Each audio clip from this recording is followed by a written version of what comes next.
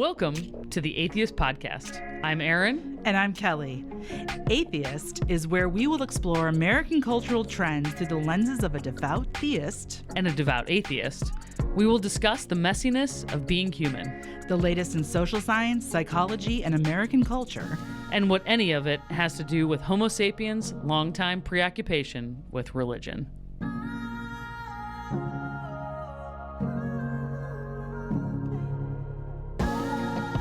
Hey, Erin. Hey, Kelley. What's going on? It's a warm summer day in St. Louis. It is. I just got off the racetrack. I went to my nephew's birthday party, and I was doing go-karts. On a racetrack. Yeah. Go-karts. I was like, was this a triathlon? No. How old's your nephew? He is turning 5. Aw. So. That's the perfect. Did you actually get in a race car, in a go-kart? Oh yeah. And then Elaine was like the passenger, so she had a great time. I bet it was a blast. I bet.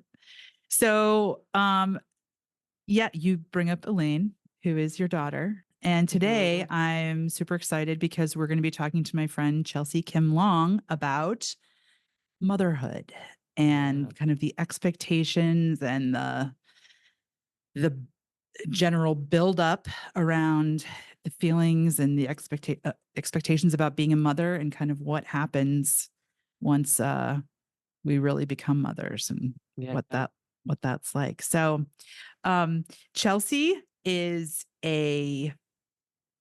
Chelsea wears a lot of hats, and I'm going to ask Chelsea to tell us a little bit about her. But Chelsea, thank you so much for being here with us. We are super excited to talk to you. Thank you. You wear a lot of different hats. Yes. One of them being mother, but also, do you want to tell us about kind of the other things that you do, the other hats that you wear? Sure. Yes. Thanks for having me. I am a mother and a wife, 2 very important roles in my life. I also am a writer. I'm a meditation teacher. I'm a yogi. I am a content creator, social media strategist, all the things, like a Renaissance woman, I would say. Yeah. Yeah. And you are also co-lead, co-facilitate your kind of your church, right? Mm-hmm. And do you want to, it's a kind of non-traditional type of church. You want to tell us a little bit about that and what that's like? And actually you moved to San Diego to be a part of this community too, right? Yes. So yeah. on top of all those other things, I identify as a lay theologian, which means I study and write theology, but I have not been to seminary and don't have a degree for that. But it's like a interest of mine. And so I often joke that I kind of put myself through my own seminary degree with all the reading that I've done in the past 10 years. And then, I have been also a lay pastor in a very casual sense in my neighborhood for the past 5 years. I've been a part of what is my church. It's essentially an intentional community that is based in the neighborhood that I live, which is near downtown San Diego. And my family and I, we moved to San Diego. It'll be 9 years this Christmas, 9 years ago. And it was in the wake of me stepping outside of the religious context that I had known my entire life up until age 27, which was non-denominational evangelical Christianity. And I don't know how much we'll get into this, but after I had my first kid, so it's very much motherhood related, I kind of, I don't know, had this wake up moment about the culture that I was surrounded with and no longer felt like it was a culture that I wanted to be a part of or a culture that I really identified with. And so in the wake of that decision, which wasn't dramatic, it was kind of just like, you guys both have kids, so you know what it's like when you have a baby and it's nap time and it's hard to get out of the house. So it was a little bit of like a slow fade coupled with like, oh, my church doesn't have any female leaders. My church doesn't have any LGBTQ representation. at least people that were out. I'm sure there were members who were quiet about that. And so I think after I had my first baby, this is in 2014, I really had to wrestle with like, I don't want to raise my kid in that kind of faith culture. And Yeah. so we had known about this community down here in San Diego, and I really it admired, I guess, the way that they chose to live their faith in kind of a countercultural way, making space for deep relationship. The community remains intentionally small. And if it goes beyond a certain number of adults, they will break up into more than one community rather than keep growing. So, like, Interesting. numbers is not the goal, depth of relationship is the goal. And then also there's just the piece of being in a neighborhood and being intentional with knowing and loving our neighbors. And I've had to grapple with redefining a lot of those terms, because how I grew up, it was like loving my neighbor to the extent that I can get them to believe the same thing that I do. Yeah. So, there's a lot there, but that's kind of the brief in a nutshell version. So so you all live within kind of like, how close do all the people who are in your community live to one another? It's gotten harder over the years. I'm sure y'all have heard rumors about the cost of living in Yeah. California in general. But the housing issue is so tricky. And especially as, when we moved into the community, we had one kid. And back then it was a lot of either just young married couples. We have a couple older couples whose kids are like my age. But then as the years have gone on, many of us have had multiple kids. I have 3 now. And so people, when they were needing to find a bigger place to stay, so we have a few people who live like in neighboring neighborhoods, but generally the majority of us live within walking distance from each Mm. other. So, I mean, I think, if I'm not counting the people outside of my neighborhood, like 6, 7 blocks, 10-minute Okay. walk. Wow. Yeah. What's the number? Like when you say that at a certain number you would break off, like what is that number? Yeah. So the cap is that we've said in the past is 20 adults would be the max, and there's like sociological reasoning behind like groups and the depth of relationship that happens. We have like the smallest, like the intimate relationships are like one on one or maybe a small group of 3. And then as you get into bigger groups of people, the tendency is to not be able to experience, or like people can kind of hang around the fringes, right? Like Yeah. people can choose to opt out. And so we intentionally keep it small so that we can know each other really deeply. And also, you know, we only have capacity. I think this is kind of a hard thing to say in the social media age, because we keep ties with people kind of superficially for much longer than we would. It's like we all know people from high school that we know what they're doing because we see them on Facebook or whatever. But really, like, humans don't have capacity to have that many deep relationships. Yep. And so that's part of it too, is like you can't really hide. And Mm. obviously everyone's opting in. And we've had people come in and out of the community because it's just not what they want in different times in their lives. But for Yep. everybody who's there, we're there because we want to be. It's something that we're choosing. And for me, I guess it's as close to the ideal that I can think of in terms of my own faith community. Mhm.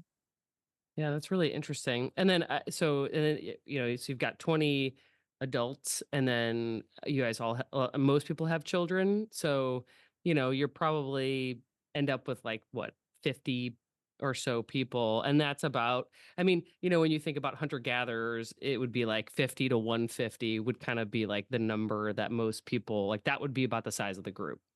Hmm. Yeah, the kids, I know, right? Because if it's 20 adults and most of us have, multiple kids, I can never keep track of the exact count, but I think right now we have, I want to say 14 adults and then maybe close to 20 kids. So it Yeah. still ends up being like a bit of a crowd, and we meet Yeah. in homes. We don't have a church building, or we meet in the park in our neighborhood, things like that. So it does get a little chaotic with all of the children, but we make it work. And I think also it's our definition of church is not just like showing up on Sunday and hearing a sermon, maybe taking communion, and then like going home. How we do have a Sunday gathering. We do have, but it's a lot more of a like a dialectical style. So it's or dialogical, sorry, dialogical style. Instead of just like someone preaching at us, it's like maybe one person is leading the conversation. And I often do that because I like to read Bible commentaries in my spare time. So it's like maybe I'll study some passage, bring in some feminist, theology, and then just throw it out to the group to discuss. So that is part of our time. We've done so many different things. Sometimes we read a book and discuss together. The nice thing about being small is that we can kind of just do whatever we want. So Yeah. we've done all kinds of things, and then we always on our Sunday gathering have dinner together. And as we're defining church, like all of that is church, right? Our eating together Yeah. is as much church as our reading and discussing a book together. Yeah. I've never So asked you cool. this, but I know it is cool, right? Yeah. Um, is there also kind of a way that you guys show up for one another in, like in times of crisis and hardship, whether that be financial, emotional, in whatever ways? Like, is there kind of a specific way that you do that? Yes. And actually, to tie it in with motherhood, that was one of the things that was very enticing to me about the community, was because we had known about the community, my husband and I, from before we got married, because one of his best friends from childhood was a part of the community from almost the very beginning, which is like almost 15 years ago now. And so we were close friends with them. Before we lived in San Diego, we lived just like 2 hours north in Anaheim, California. So, especially before we had kids, we could just come down for the weekend and hang out. And so we got to see the community kind of as outside observers. And we both really liked this idea of church as community versus church as like a building that you show up to. But one thing that for me really drew me, and I was actually the one, like we would always have this conversation, my husband and I, like, oh, should we move down? Because this feels like something that we really want, but it's hard to make a huge life change, right? We had jobs and a house and all the things. But the thing that finally got me was after I had my first baby, he's 10 now. I really started to observe the way in which, especially the women in the community, like lived motherhood together in a way that I was not experiencing and that I felt like I didn't see other models for. And so, Yeah. yeah, I mean, in the community, one of my best friends is a midwife. We have several doulas in the community. We have lactation. This is just happened to be, I don't know why, but we have like lactation consultants. Like it's like this little, Yeah. I don't know, like support system. And Mm. beyond that, I think because everyone's choosing into it, there is this sense of like, we all want this interdependence. So we're going to create Mm. margin in our lives.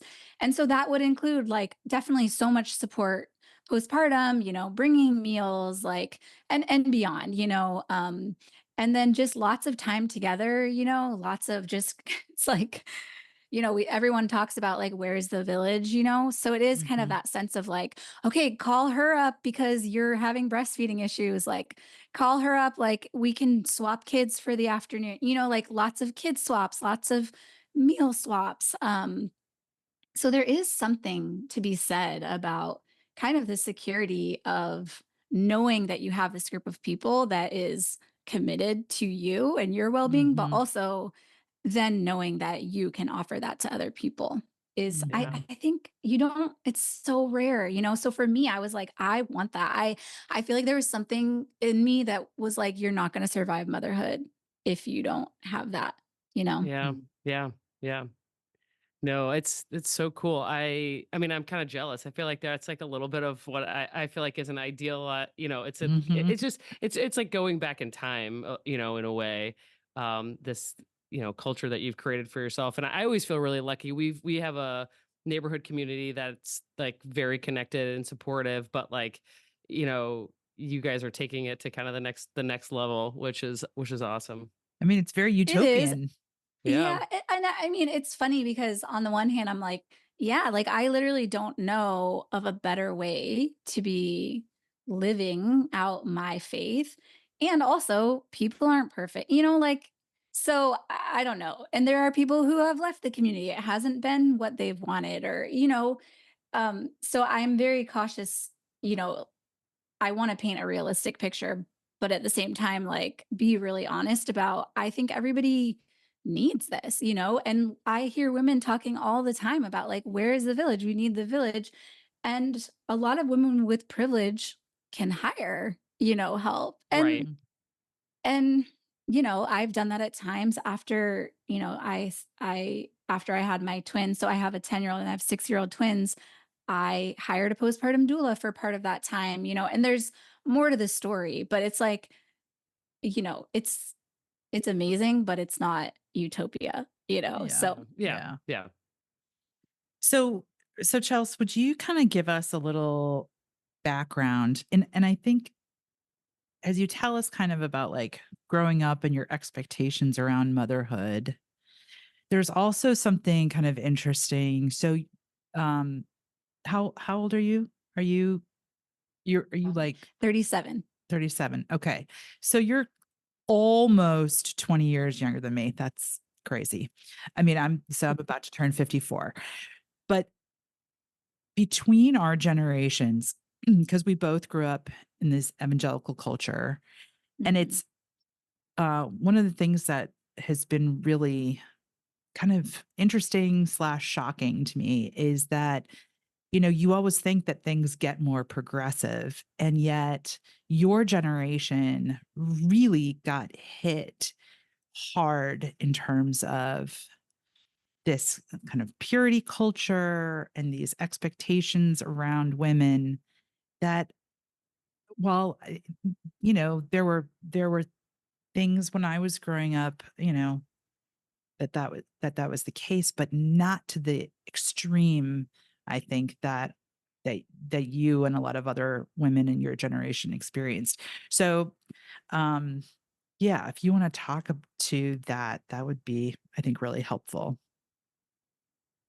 Sure. So I always joke that, like, because was born in 87, so I just feel like I grew up in the heyday. Like, it was prime time to be an evangelical Christian. I feel like in the Mhm. 90s and early 2000s, like, we had everything, our own version of everything. Do you know what I mean? Like, we Mhm. had our own version, and I think probably some of that still exists today that I'm not aware of because I'm outside of the culture now, but it's like we had our own version of, like, pop stars and like rap artists and um like, I don't know, TV shows, radio, like I Yeah. was very much raised in this like bubble where I had, it was like encompassing of my family, my church community, and my school community, and not just like my nuclear family, also, cousins, grandparents. Like, it was this little happy little sphere that I lived in. And as I got older, obviously it got more complicated. And it's not like it's always funny. I joke that I also will often say there's a spectrum for fundamentalism, right? So there's like fundamentalists who are like the Bill Gothard diehards who are wearing like long, women have to wear long skirts and like not cut their hair and all of those things, right? So like we weren't like that, but we were still on this spectrum of fundamentalism where it was very much like us and then like the world. And Mhm. our version of everything was like the preferred version. So within that world, I've spent countless hours analyzing how I came to be the way that I am. And I don't know that I will ever fully understand, but I was in a family, I'm one of 5 sisters, and um, I grew up never really having career aspirations for myself. And I knew I would go to college because that's the thing to do. But I also just kind of felt like, okay, I'll go to college and get a bachelor's because I don't know what else I would do after high school if I didn't do that. But I'm basically just waiting to get married. And then once I get married, I will marry this nice Christian man and we will have kids and I'm going to be a stay-at-home mom and just like do that thing Yeah. for my life. And it's weird because none of my other sisters felt that way. Mm. That's why I'm always like, I don't really know. And even like in my family structure, my grandmother on my dad's side was like very progressive. Even in the 70s, she's like getting her master's degree, and my grandpa's like supporting her. My dad does a ton around the house and is like fully in with kids and babies. And my mom worked in some capacity throughout my entire childhood. My mom went back and got her master's when I was a kid. And then my mom's been working full time, I think, since I was in 7th grade. So it's not like I lived in a home where super strict gender roles were enforced. But I've just come to the conclusion that it was just the water that I swam in, and there was Mhm. enough messaging coming from the culture that I kind of took that on as the ideal. And I know you guys had an episode on Enneagram. I'm the Enneagram type 1, so I think it's very easy for me to, especially in any given system, kind of recognize like what is the ideal and then figure out the way that I can align myself with that ideal pretty Yeah. well. So the one is the perfectionist for anybody Mm. who's, yeah, wondering. Yeah. Yeah. Yeah, so And I got enough messaging, mhm. from church, youth group, even in college. Like I was a part of a conservative campus ministry where I would see, these gender roles modeled, even within like the campus ministry. It's like the husbands are the ones doing the work and the women are with the kids. And, the way that they're talking about it is just like, this is just this privilege and honor from God. And there's like nothing else that I would be more worthy of my time. And so I just ingested that and was like, that's just what I'm going to do too. Mhm. It was either Yeah. that or like become a wild missionary woman. So those were my choices. And then I actually went on a mission trip right after I graduated college. That's how I met my husband. So Okay. then it was like, okay, here's my ticket to this life that I want. Mhm. Mhm. Yeah. And then what happened? And then did Yeah. it fulfill all Yeah. those expectations? Yeah. I think motherhood, it's like I had this idealized version, right? And I imagined all the joy and all the, love, and all of those things are true. But I was super blindsided by all of the pain and all of Mm. the unexpectedness and all of the trauma. I didn't have a realistic view of any of that. So, Yeah. and because of the way that my worldview worked, I realize now looking back, like I kind of felt like motherhood was going to be this reward. It's like just walk the Mhm. path, like just do the right thing, make the right Mhm. decisions, and then you get to live your happily ever after. So then when I had that mindset, it was very like, if you do the right thing, God will bless you. And then Mhm. there was no answer for me of like, what if something goes sideways? Like the logical conclusion is like, I did something wrong, right? This is Mhm. my fault, Mm. or I'm being punished. Um, And especially as an Enneagram 1, yeah, yeah, yeah. yeah, You're looking for those yes, binaries. Yeah. right. It's So so sorry, go ahead. Oh, I was just gonna say it's so interesting because I feel like I don't know, for as a I think most people when they're experiencing parenthood for the first time, they're just like, "Whoa, this is not at all like this is so much harder than I thought it would be."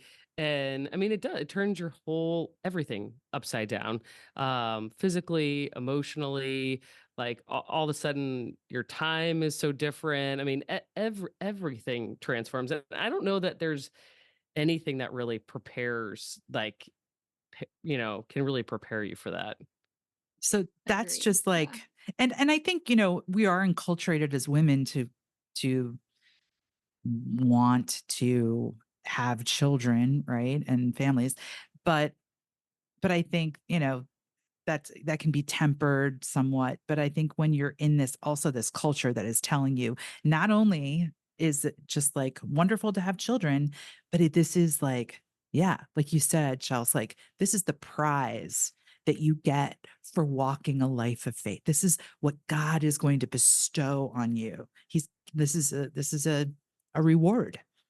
Hmm. And therefore, if And it doesn't go this certain way, there's some kind of, punishment I feel involved. like how I was taught to read the Bible was very literally. And Mhm, there are there's not a ton of stories about women in the Bible. mhm, mhm, And now I realize that all of the stories written about women in the Bible were written still from the perspective of men. So that's going to change how the story is told for sure. Yeah.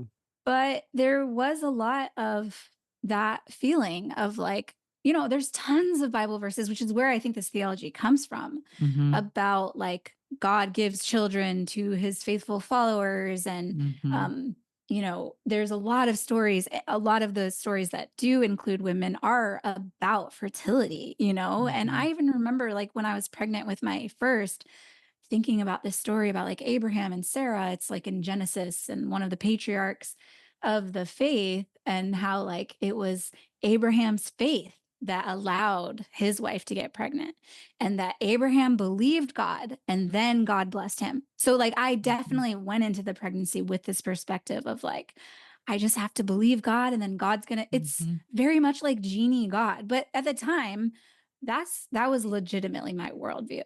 And Yeah. now on the other side of it, I'm like, oh, well, there's no logical conclusion for what happens on the other side, which is what happened to me in my first pregnancy is I had a great uncomplicated pregnancy, went into labor. Long story short, and also part of my like obsession with perfection was wanting to achieve this like unmedicated birth, Yeah. right? Another like Mhm, ideal that we see in culture, right? We see like, mhm, and I think there can be a balanced view, but for me it was very much like I'm going to do this thing, like I'm going to have this unmedicated, quote unquote, natural birth. And then it just didn't go that way. I was in labor for 56 hours total. Whew. um, it ended up that my baby was sunny side up. So he was facing Yeah. forwards. Babies Yeah. are usually to come out, babies are supposed to be facing backwards. And so I ended up having to have a C-section. And so to me, literally entered motherhood feeling like a failure because I was mhm, like, this is what I have to do. Again, that like Enneagram 1 perfection. So when I set this ideal before me, and this was also 10 years ago before I had ever gone to therapy or done any healing work. So, like, at that time, it was very black and white. It was just like, I failed. Like, I already failed at this thing that is supposed to be like my purpose in life. You know what I mm, mean? It was devastating. mm, So, when he was mm, born, I was like completely dissociated because I couldn't handle what was happening. Like, it wasn't supposed to happen like that. And I didn't have Yeah. any answer for where is God? God, where does God fit in this scenario mhm, when I Yeah. have done everything right and it doesn't go mhm, how I thought it was supposed to go?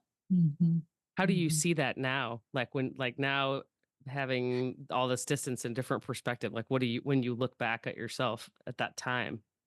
I mean, it makes me really sad, you know, because I can clearly remember, I think I had to like, I can see at that point, and that was kind of when this unraveling started for me, was because up until that point, I was able to like shove myself into this mold of like perfect woman, and just kind of like push everything down, say the right thing, even if I'm like, I don't really know if that makes sense to me. And I'd started kind of questioning things before I had my first baby, but it was like after that where I was just like, the story of my life, I can no longer shove into this framework. Mhm, And so I feel like it really was, and that was just the first of like a series of harrowing events of my motherhood journey. So like from all of those experiences, um, it kind of just shattered this illusion that I had. And it also mhm, shattered this idea of this very much like patriarchal God as father, like everything viewed through the lens of like how ancient men viewed women Like that was what Mhm. I was basing my entire life on. Mhm. And then I felt like because I couldn't see myself, I had this period of time where I was like, well, I don't know what to do because my entire life is that worldview. Mhm. And I Wow. also was taught it's either this or nothing, right? In terms of faith, in terms of belief. So I was like, well, I'm not that anymore. So am I nothing? Like, I don't think I'm nothing, because I didn't ask for this. Like, I didn't magically stop believing in God or the Bible or Jesus or any of the things that were like so, so important to me for my entire life. But I had zero framework for even Christianity outside of that framework. And so it was in that place that I moved into the community here in San Diego. I was like in shambles. So here you are, new Hmm. mother, new baby,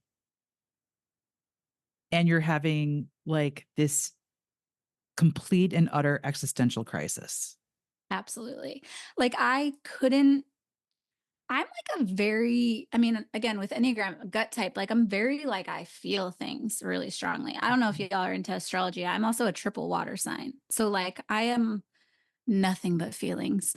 And so I would I I can like I have this experience in my body that I identify as like feeling God. Okay? Like I don't know how it's some kind of like effervescent feeling. It's probably like if you Mhm. go to a concert, it's like that Yeah. kind of like this God feeling, this like transcendent feeling. Um, I've always been able to access that and I could not. It was like Mm. knocking on a door and just nobody was home. I felt like I was just adrift on this black ocean and I would keep trying to like access God in the ways that I had been taught, which was very limited. It was like read your Bible, believe exactly as it says, as it's written in English, and journal. Like I would journal, but also there was so much I was afraid to like face. So I felt like I couldn't really journal because I don't want to be honest about that mess. Like it's too scary. Um, and like praying was just like talking to God in my Mhm. head. Those were like my spiritual practices. And then going to church, which I was not doing. So I was like removed from, what had been my spiritual community. And then I felt like the spiritual practices that I knew just came up dry for me. And so now looking back, I'm like, well, of course, if I was only ever taught to like imagine God as male, um, which, like, I don't think we think enough about the implications for women or non-binary people. If I know people are like, well, he, but of course we know God's not a he. And I'm like, yeah, but we always call God a he. And when you Mhm. close your eyes and you imagine a he, we have a pretty specific picture of like what a he looks like. And it's not me. Mhm. Right. And so I think when I think about myself growing up in a culture that gave me zero, not only like zero images of divine feminine, but like very few examples, even of like female role models Mhm. within the faith. And if Mhm. they were like very stereotypical, like, and we weren't allowed access. I wasn't allowed access to a lot of them. Like now I love the Catholics because there's so many amazing female saints that I can like Mhm. look up to and learn from, like how they followed God. But it's like in the way that I was taught to read the Bible, it was like God's the main character and Jesus, both male, even though God like a little more vague, but God's father, right? Mhm. And then all the main characters of the Bible were men, besides like, let's say like five women, So Who we really weren't sure who was who anyway, so Yeah, they're I all the know. There's a same. lot of they're all the same. Marys. There's A lot of so many Marys. Marys. Yes. Um, yeah. And so I think now looking back, I'm like, of course, because Mhm. it was, and again, it's really hard to talk about this in a way that doesn't like, because so much of life still we like refer to it in the binary.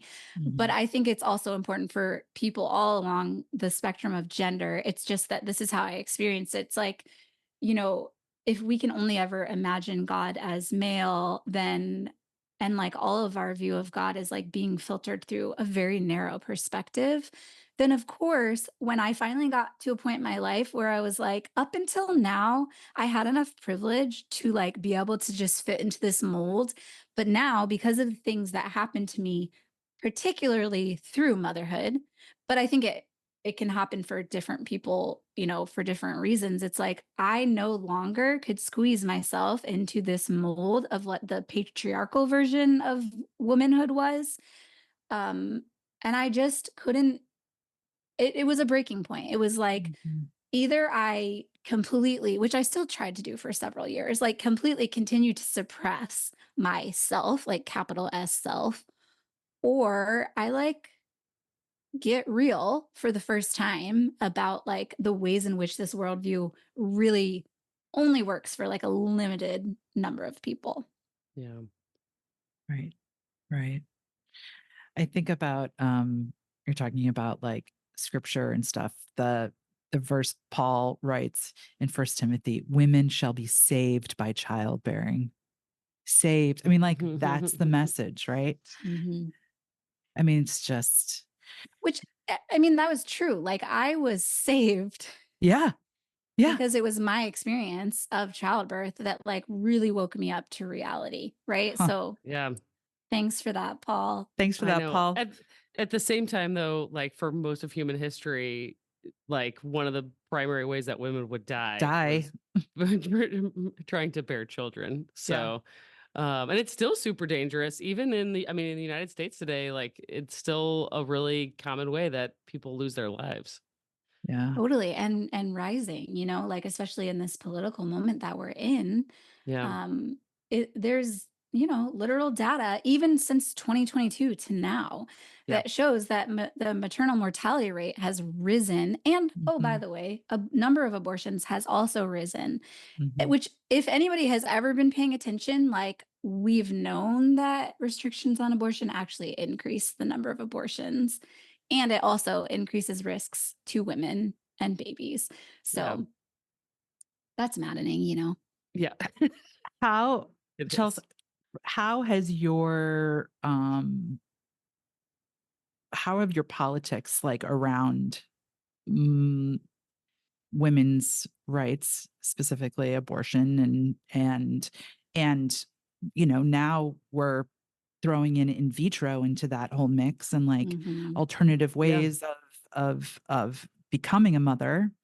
Um, how have those things changed for you um, as your faith has kind of deconstructed and Mhm. reconstructed? Mhm. It's interesting because I was first old enough to vote in 2008, which was Obama number 1 time. And, you know, I was in college. It was like a great, honestly, a great time to like be alive in the political moment because I was like Yeah. on a college campus. It was like so exciting. I was still very much evangelical Christian at the time. So like all the, you know, my entire family Republican, loved the Bushes. Like my grandma had a mug that was like presidential prayer team for like George Bush, which I wish I still had, honestly. It's Yes. iconic. Yes. But I voted for Obama in 2008, which was controversial because he's a Democrat. And I Yeah. remember like walking into my church. I think that they were handing out like pins, you know, for your messenger bag or whatever. So one of the women at my church was like, well, you can't vote for Obama because he is like pro abortion. She gave me some like photocopied pages from some Christian magazine or something. And, you know, again, it took me like a 5-minute Google to just go back to her and be like, I feel like if the goal is less abortions, it actually makes more sense to vote for pro life candidates, or sorry, for pro choice candidates, because the data is very clear that if abortion is restricted, it increases the number of abortions. So, like, even back in 2008, when I was still very much in the worldview, I was like, it's not mathing. But at the time, and I actually still believe this to this day, I felt like, okay, a vote is not enough. So what that meant at that time is like, if I'm going to say an issue matters to me, I can't just vote for the candidate that I think holds the stance closest to mine. So at that time, I started volunteering at a crisis pregnancy center, which is problematic. But at the time, I was like, this is me trying to live out my faith, right? Yeah. Like if at the time, I felt like that's how you help women, right? So, fast forward, I voted for Obama, so I've always voted Democrat, and it's mostly because of LGBTQ rights and then also abortion rights. So this is Yeah. even before I had kids. So I will say, like, before I started having kids, I would often say, and I hear a lot of women saying this, especially Christians. They say, like, I'm pro-choice for other people, but pro-life for myself. Mhm. And I would say that. I said that for years. But I still feel like that's a flawed, point of view, because as I got deeper into my own reproductive journey, like I learned how complicated it is. Like Mhm. after my first baby, I had traumatic birth. I got pregnant again accidentally, ended up having a miscarriage, then couldn't get pregnant again for 2 more years, did fertility treatments, ended up having a twin pregnancy, lots of, different complications. So going through all of that made me realize that, like, no one knows what they would do in any given situation until they're in that situation. Mhm. Yeah. So that's why if I ever hear women saying, like, well, I would never have an abortion or I would never da da da, there's still, it doesn't, to me, it doesn't really matter how much you say, like, everybody can make their own decision, but I wouldn't. There's still an undertone of judgment, I think. Mhm. And also, this like optimism or hope, which is what I totally had, is like, Yeah. I'm never going to be in that situation. So, like, Right. it doesn't really matter for me. But it's like, you don't know, and Yeah. that's not even just with abortion, it's with any decision that you want to Mhm. critique someone else having. It's like, okay, call me back when you have to make this choice and like let me know. Yeah. Yeah. Um, so my views have shifted a ton, mostly because of my own experiences, like when I had my miscarriage, back in 2015, 2016, I ended up taking one of I can never, it's like mistoprostol or however you say Yeah. those, Yeah. but they've been in the news lately because they're like trying to ban them in different states. And Yeah. that was a medication that I had to take to help my body miscarry. Yeah. Like I already knew there was no heartbeat on the fetus, but I either had to wait around to just miscarry whenever, Yeah. and I didn't want to do that, And that or could I be could take this. dangerous. Yeah. Right. Yeah. Or it can take a long time. Like it can be a partial miscarriage. Then you still have to end up going in and getting a Yep. DNC again.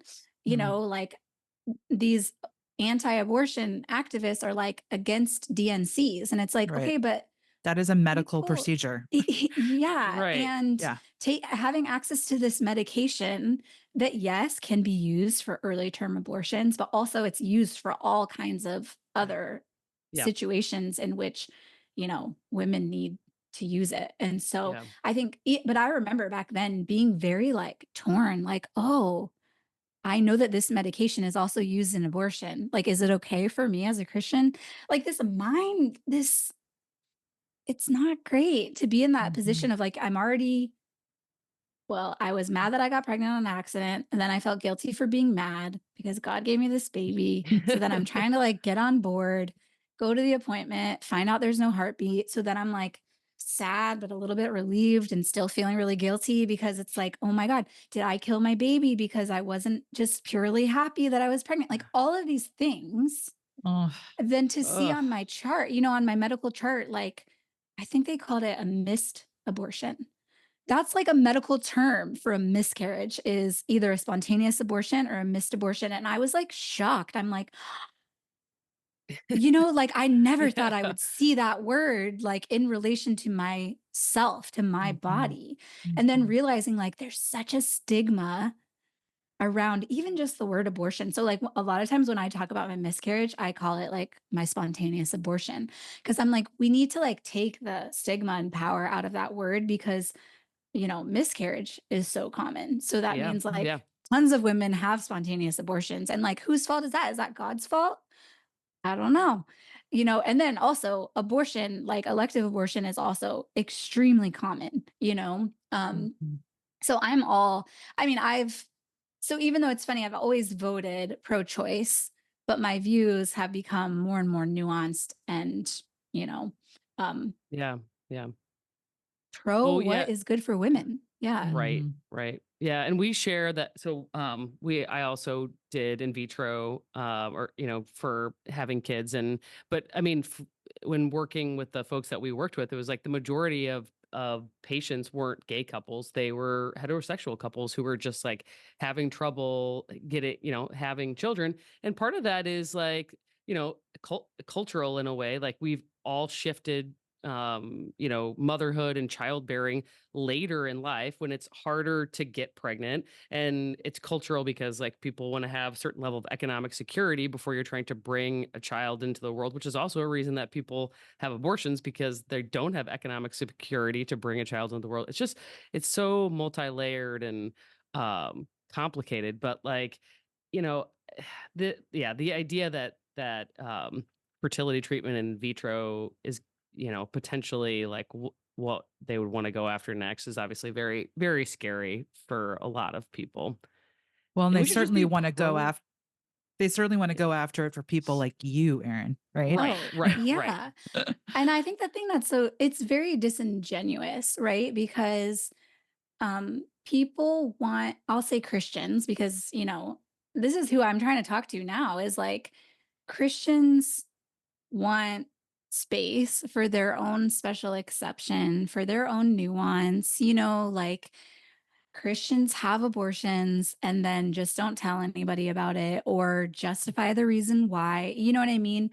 Um, and but they don't want, yeah, like they don't want people like you to have what you Mhm. want, right? So Mhm. it's wild, especially like to see women voting against their own interests because they would rather like take it away from someone else Someone too. else. Even Yeah. though that means they don't get it either. Like it's wild. And I, I think at the end of the day, like I'm trying right now to like, who are the women in my life who are pro-life and will like be staunchly pro-life? And like, I want to know their stories more because I'm just like, if you're a mother, like what experiences have you had and how can you continue to hold this stance in the face of like all of this evidence that these kinds Mhm. of policies are really harmful for women? And Mhm. you don't have to like change your view about abortion is wrong in order to vote for policies that make sense to protect the lives of people. Mhm. Yeah. Like I have a really hard time, but I've always had a hard time understanding that even when I was in that Mhm. worldview. Yeah.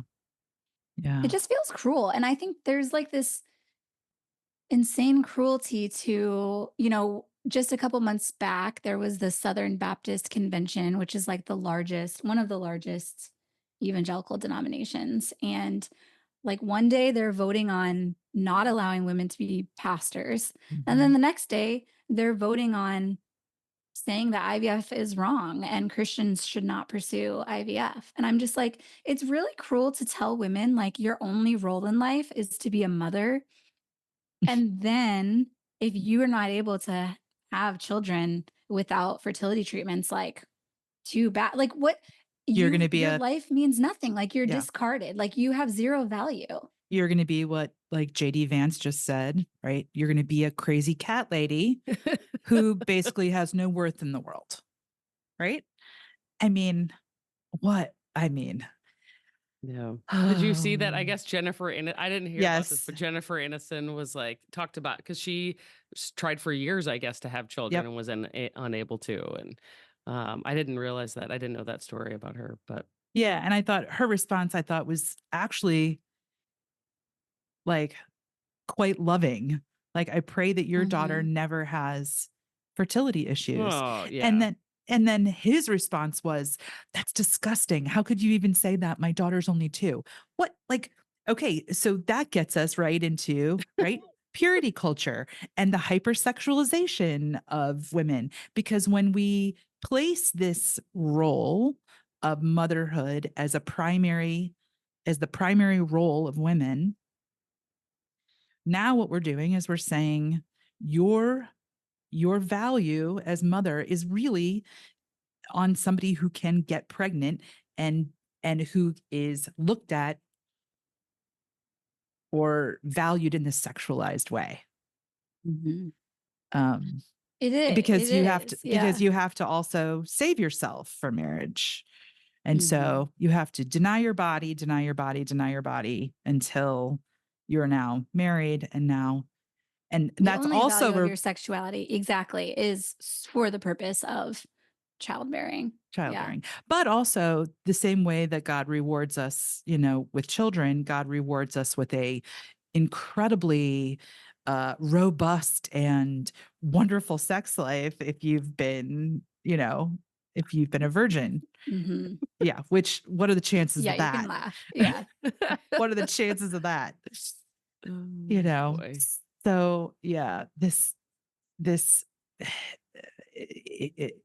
which that JD Vance statement and calling that disgusting, like that just reeked of like that was hypersexualized. Yeah, exactly. And Mhm. I think, when it comes to myself as a progressive Christian, how I've been trying to think about it now in a way that could potentially be helpful to share with other people is like, Mhm. it's the foundational thing is back to this idea that if we only ever imagine God as male or God as father, Mhm. we will never be able to see ourselves, Mhm. reflected in God. And so, my kind of curiosity around all this divine feminine stuff was when I started studying yoga. I did a 200-hour yoga teacher training, and I was like, at the time, still very early on in kind of my faith rethinking process. But I remember being like jealous, because in yoga, there's tons of faces of God, but in yoga, there's this concept of like Shakti, which is like divine feminine. Mhm. And I just remember being like, I'm really jealous that Mhm. my faith tradition that I was raised with doesn't have any, well, at the time, there was a Yeah. lot that I discovered, but at the time I was like, we don't have any even like picture, like, you can see these, and even within Shakti, there's like different names and different, energies and purposes and how she is drawn or made into an icon. But I just remember thinking like, well, it's not fair like that I grew up in a religion and worldview that only ever gave me like male images for God. So that sent me on this Mhm. like big deep dive into Christianity. And surprise, surprise, like, there is a lot there that Mhm. we, just on face value, if you like open your English Bible, um, you can't see. But, if you dive back through like history of Christianity and how the religion was formed, like there's a lot there. There's this ancient conception of like the Holy Spirit, even in the Old Testament, the Spirit of God personified in the feminine. In the Proverbs, there's the wisdom of God is personified as a woman. There's also lots of metaphors throughout, especially the Old Testament, of God as a woman in labor, God as a Mhm. breastfeeding mother, God as a fierce mother bear. Even like in the Genesis story, there's this image of God, the Spirit of God hovering over the water. And that is like a very maternal, kind of like if you Mhm. think of like a mother bird hovering over her Mhm. nest, but also like water and blood. Like this is Mhm. like a childbirth Mhm. metaphor that we don't see. There's a lot we don't see because we're getting these texts like in another language, like translated over centuries, and also, Bible translators with agendas. But like even some of that imagery does make it into like the New Testament, like Jesus talks Mhm. about being like literally being born again, right? Like Mhm. being a born again Christian is like such a common term. I never thought about it in terms of like literal birth. Mhm. Um, there's theologians that talk about, when Jesus died on the cross, he was pierced with a sword and blood and water came out, which is again like this maternal image of birth. Jesus himself compares himself to a mother hen. So, it's like these little remnant Mhm. It's traces of, there. It's there. yes, that It's you can there. pull out. Hmm. Yeah. It's there. And I think once you do see it, you can't stop seeing it. But I think, like you said, we've been fed, ancient scripture through a male patriarchal lens for so long. It's been given to us, interpreted, taught to us through a male agenda, through male voice. And so, of course, that hasn't been, and the way that even interpretation is changed now, um, because we finally have female eyes looking at it. Yeah. Hmm.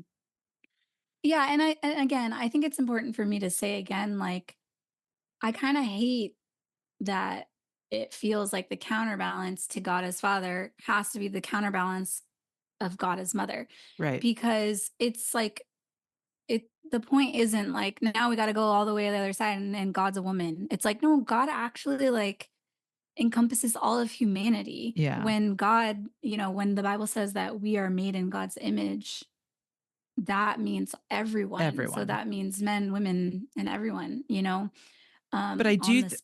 Yeah. I do think though, because it has been hidden and like discarded for Hmm. so long, like like it's not that we need to, you know, like self-correct, so hard, but I feel like it has to be there. Like we have to name it, we have to kind of soak in it, in that Hmm. feminine, Hmm. before we can kind of find the balance of a non-binary, non-gendered or pan-gendered, Yeah. all gendered. Omnigender. Yeah. I think that, and I think for me, the point is like I share my own experiences of how I experienced God as mother through my own motherhood. But Mhm. I would hope that that creates space for all kinds of folks, Mhm. to feel the permission to start to see themselves in God or see themselves like in the biblical text. And so I'm always reading, all kinds of different, there's like queer theologians, there's, womanist theologian, which is like Black feminist theology. There's, and I think it's not like, well, we had one right interpretation and now this is the right interpretation. It's Right. just like there's a Right. multiplicity of Yep. interpretations. And Christianity has been so limited because only one interpretation has been allowed to persist Yeah. Mhm. throughout the Mhm. history. I mean, and the others have been underground, like hidden, and Right. so it's exciting to kind of, for me, to kind of go back and be like, well, it's very easy for us to like look at how it is today and be like, this is how it is. But if you do any kind of sort of digging, you're like, things have always existed under the surface. They just Mhm. haven't had the power to be the dominant voice. Mhm. All those nuns that taught you, Aaron, they were holding some serious secret knowledge, I think, Yeah. You're not so necessarily kind. secret, but they were definitely at the forefront of feminist theology. And I think it's so important. Um, like I always come back to this piece of embodiment Mhm. because for me, my spiritual journey was so driven by these like extremely bodily experiences that I was Mhm. having. And I remember like from day one of being pregnant, feeling like, people are like, oh, we're pregnant. A couple will be like, we're pregnant. And I'm Yeah, like, yeah, yeah. who's we? Yeah. Who's we? You got a rat Like in your obviously I pocket? get it, you played a part, but like also this is happening to my body in a way that like my husband will never understand. And Yeah. like every Yeah. decision that we made along this reproductive journey was happening to my body. And Right. I had to wrestle with the implications of that in a way that my Mhm. husband never did. And Yeah. so Yeah. that's another thing that, oh, just gets under my skin about like, especially this legislation. And you see these men, like these whoever they are, Mhm. just like Yeah. I'm like, you do not get to speak about this because you do not have the embodied experience. Like you have no idea. I mean, not even that, but like literally these men, they like don't even know how the woman's reproductive system works. You know what I Right. mean? It's Right. like Right. But yeah, Yeah. 2 things on that. I was just rewatching this clip that where Kamala Harris is asking Brett Kavanaugh. She was like, "Can you think of a law that where Yeah. that governs like a man's body, where the government gets to make decisions about a man's body?" And he's just like, He's like, I don't understand. "Yeah, yeah." What are you? Yeah, you can't even imagine that being a I know. possibility for you. I know. Yeah, so that, and then, the other thing that's kind of maybe unique and for me is like, so I've had the experience of both having, given birth twice and going through that, that process that's happening to my body. But then, my wife had our daughter who's 4, and my greatest learning having like done that and then being the like supportive partner, right, is my biggest takeaway was like, this has nothing to do with me. Like, in Mm, the we, I was like, I am just like an outside person who's just like going to have to help in the way that I can help. But like, all of this is just about that unit for so long. And because I had that experience, I could see it so clearly for them, and like to know, like, just to also not take it personally, because I think that's a Mhm. hard thing for couples, like when you have this baby that shows up all of a sudden, the mother and the baby do become this unit, and then the father or the other parent is like, oh, I'm like on the outside, but fathers never get to have that other side of the experience to know like Mhm. that's mhm, why. um mhm. so that was kind of a unique take that I observed during that, having been in both roles. Yeah. That Yeah, and I think no matter how supportive like the non-pregnant partner is, you're exactly right. Like no one that's such a unique individual experience. And also, I feel like because of the way that so many, like, even miscarriages stigmatized, like, all of these things that are extremely common that carry so much stigma, it further isolates the Mhm. pregnant person or, the mother because we don't talk about those things. And so, I just remember feeling so alone. Yeah. Like, Yeah. who can I talk to about this that's gonna understand? Mm. Yeah.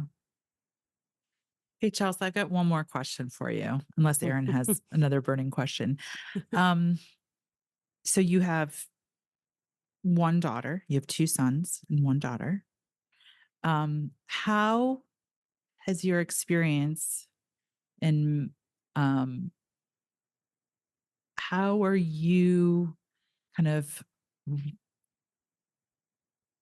thinking about how are you raising your daughter in such a way that she um yeah, just has doesn't have the, those blinders on that kind of we had growing up.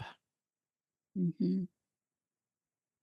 Yeah, my entire faith deconstruction journey has been so hand in hand with my motherhood journey. And so I mentioned after I had my first baby, who was a boy, that was what really kickstarted, like, oh, I have to be honest because I'm like responsible for the worldview of this baby, Mm, right? Um, so the questions that I've always had, like, I gotta figure out the answers. And then even more so when I found out I was pregnant with a boy and a girl, I'm like, this feels so loaded because she's gonna be, you know, one sister in a family with two brothers. And there's just such a double standard against mm, women's bodies and even girls. Like we were talking about the sexualization of girls in a way that doesn't happen with little boys. And like up to that point, my older son was 3 when I got pregnant with my twins. We were super free with him. It's like run around naked. Like he never wore clothes, right? Like run around naked. Even on play dates, like with our close friends in the neighborhood, it's like, take baths with your friends. Like like run around naked. Who cares? And I remember having this conversation with my husband of like, whatever we decide, it has to be across the board at these young ages because it's mm, like if we're going to let our older son run around naked at age 3, then we have to also let our daughter run around naked at age 3 and like resist this urge to like sexualize her body from a young age. mm, Like just these things that I would notice, it's like how guys are like bragging about their penises. It's like, okay, well, if we're going to do that, then we're going to like also brag about our vulvas, like just, and even the normalization of like using the word vulva, right? Like using the correct terminology Yeah. for genitalia, and like teaching my daughter like bodily literacy about the parts that she has and like not making it taboo, So it's like Mhm. we talk about periods. Like we were like literally at Target the other day and it's like 7 in the morning. I'm with my 3 kids and there's like it's like the feminine product aisle. And my 10-year-old's like, what's that? I'm like, that's a pad. I'm like, remember how like if I don't get pregnant every month, my body like has to bleed out, like the preparations that, it's like just Yeah. really normalizing a lot of this, like Mhm. the kind of hormonal cycle of women that's like shrouded in so much mystery. Mhm. Yeah. So just kind of like everyday stuff like that. And then I think on a Yeah. faith side, very vocally, like, I mean, luckily for me, my now 10-year-old like has always loved to get into theological discussions with me, like from a young age.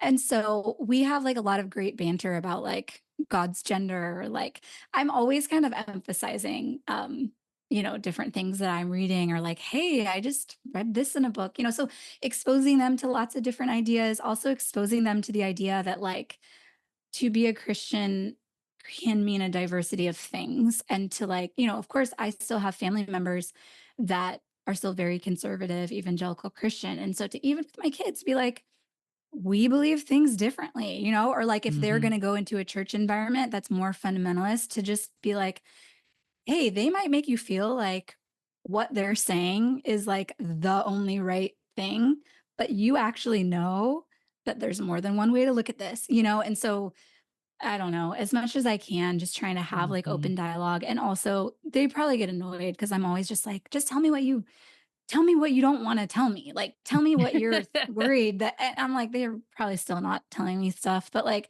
I want to be like that safe place for questions, for doubts, for Mhm. like, well, so and so says this, like, well, and you think this. So, like, what is it, encouraging open dialogue. Yeah.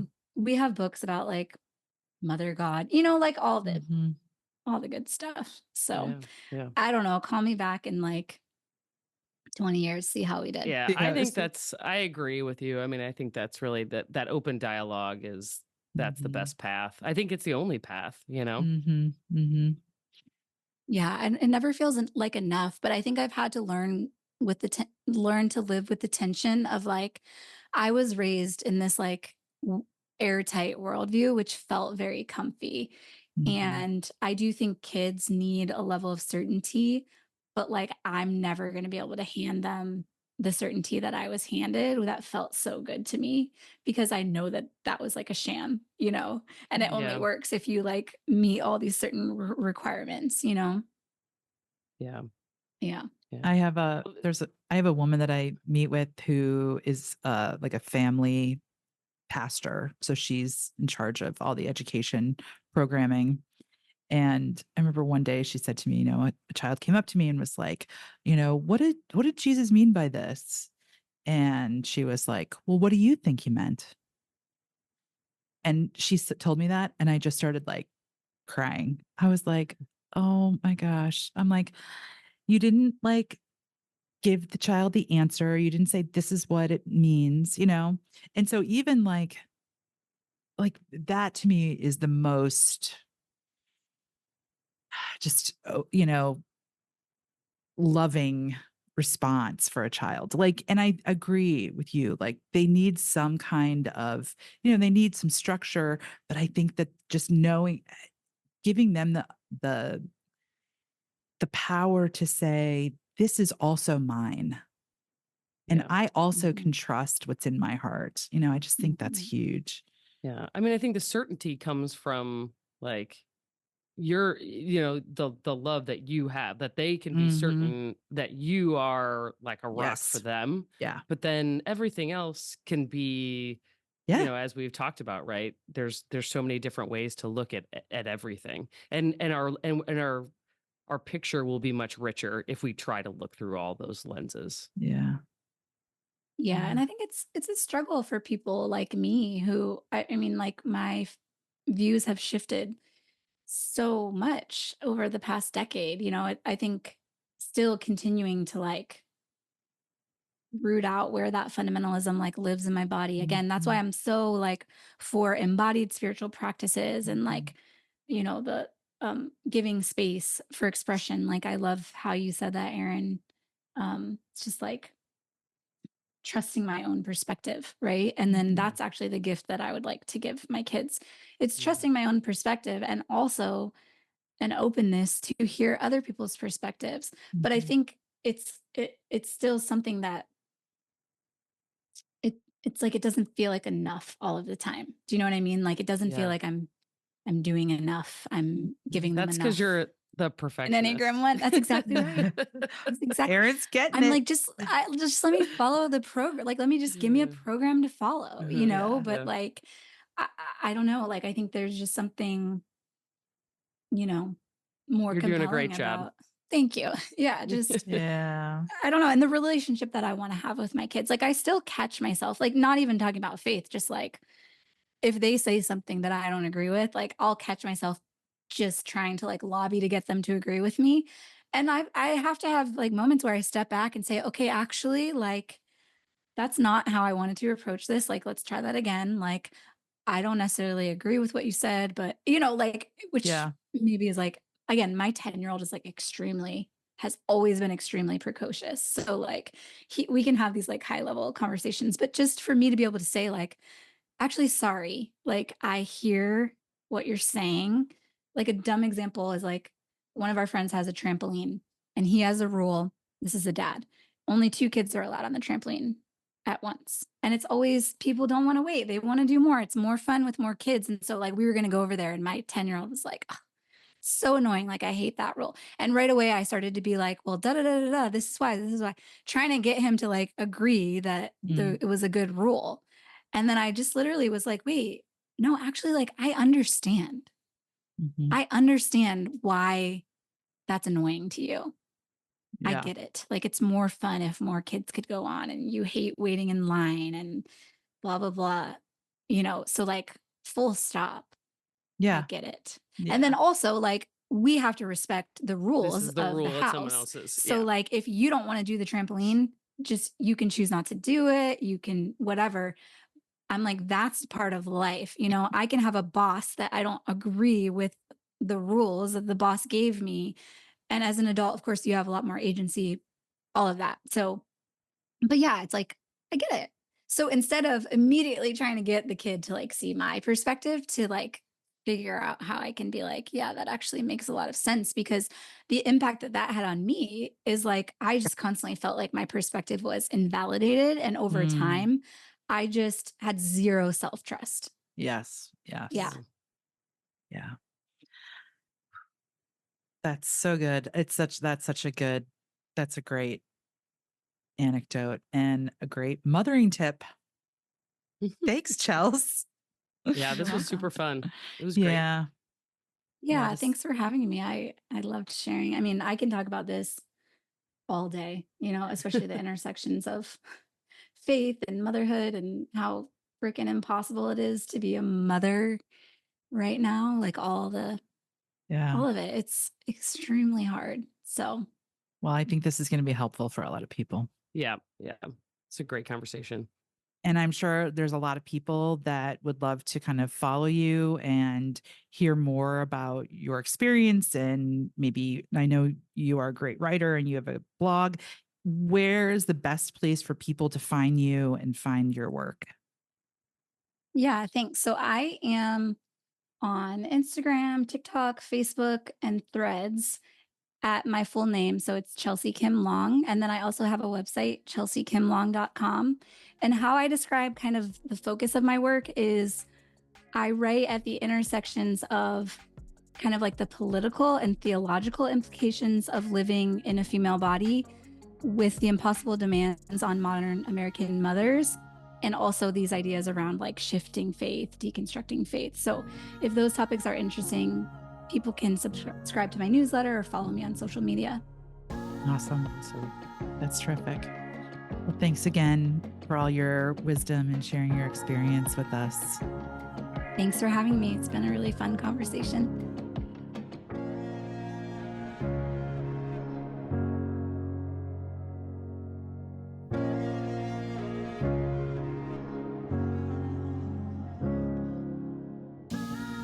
A huge heartfelt thank you to all of our listeners. Some of you joined us a year ago, some of you joined us recently, but all of you are helping us grow the show. Thank you so much. Atheist is still advertising free, sponsor free, and available for free to everyone. Lots of podcasts have big production teams. Our team is just 3 friends working together to make something we hope puts good into the world and brings value to your life. But we always need your help. Please spread the word and share the show. All of our social links and other ways to support the show are available on atheistpodcast.com. Atheist is produced by Justin Sywell of Trend Media, STL. Thank you for listening, and keep looking for connection.